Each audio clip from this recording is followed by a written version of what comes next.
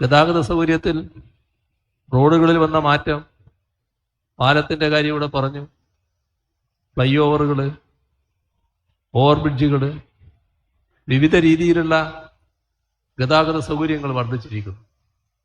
ഇതെല്ലാം നാടിൻ്റെ വികസന കുതിപ്പിന് സഹായകമായിട്ടുള്ളതാണ്. ജനങ്ങൾ വികസനം ആഗ്രഹിക്കുന്നു.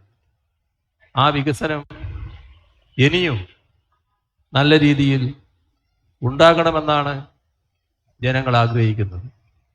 പഴയകാലം വികസനത്തിന് എതിരായ കാലം, അല്ലെങ്കിൽ വികസനത്തെ മുടക്കുന്ന കാലം, അത് ഇനി ഇവിടെ സംഭവിക്കരുത് എന്ന ദൃഢനിശ്ചയത്തിൽ ജനങ്ങൾ എത്തിയിരിക്കുന്നു.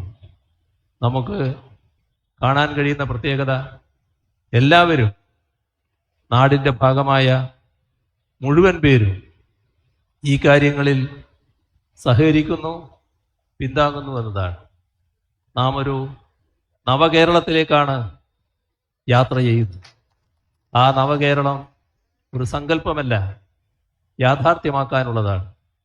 നവകേരള സൃഷ്ടിക്ക് നിങ്ങളെല്ലാവരുടെയും സഹായവും സഹകരണവും പിന്തുണയും ഇനിയും ഉണ്ടാകണമേ എന്ന് അഭ്യർത്ഥിച്ചുകൊണ്ട് മറ്റ് കൂടുതൽ കാര്യങ്ങളിലേക്ക് കടക്കാതെ ഇവിടെ നേരത്തെ പരാമർശിച്ച എല്ലാ പദ്ധതികളുടെയും ഉദ്ഘാടനം നിർവഹിച്ചതായി അറിയിച്ചുകൊണ്ട് അവസാനിപ്പിക്കുന്നു.